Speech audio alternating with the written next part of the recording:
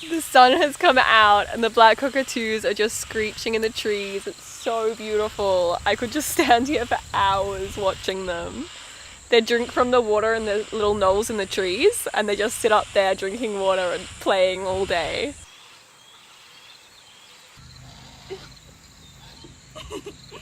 Back down from the waterfall, everything's cleared and the mist is gone and it's so beautiful. After all the rain, everything's so green and flourishing. It's incredible. I have so many jobs to do today. I'm going to build a gate because... Oh, don't be mean. Maggie, don't fight. You two. Hey. You two. Stop it. Good girl. Anyway, I need to build a gate so that these guys don't get through because they've been sneaking into the studio and eating all the houseplants. So I'm trying to build that, but I also want to go... You two! Why are you fighting now? I also want to go check on all the tropical fruit trees and maybe plant an avocado tree. Bird, don't chew the camera. Bird! Anyway, goat chaos aside, I'm gonna go build a gate so that these guys don't get into the studio anymore, because they're naughty. So this is the little deck section, and it's really nice, but we don't really access it through this point at the moment because the goats get through, so we added this temporary gate, which is just a pallet that is wired in place, and it makes it really hard, so you have to jump over it. So we want to add a real gate. We think we'll put it here.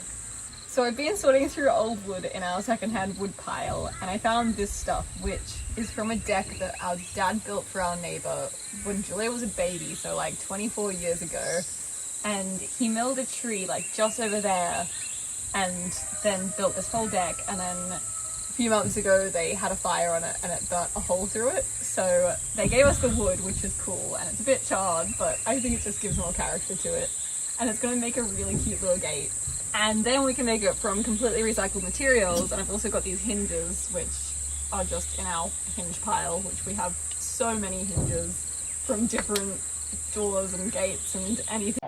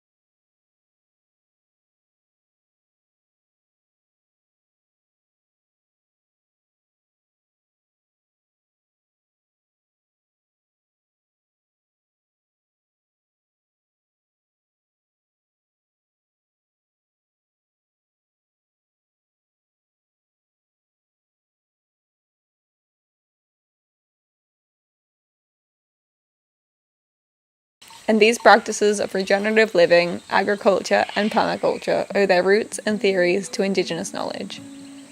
They have been practiced by Indigenous people around the world for so many years.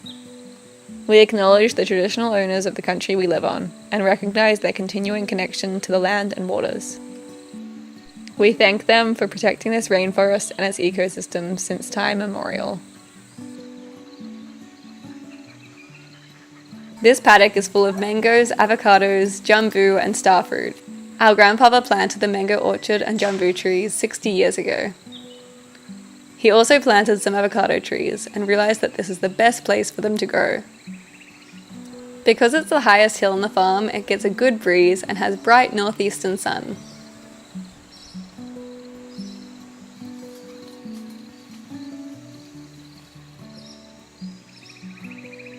After our grandfather's avocado trees fruited so well, our dad was inspired, and before he died, he planted much more. But this is also a sheep paddock, so they managed to knock over all the guards and eat them all. We're always so honoured by the legacy of those before us, who planted trees that nourish us and will continue to nourish others for generations.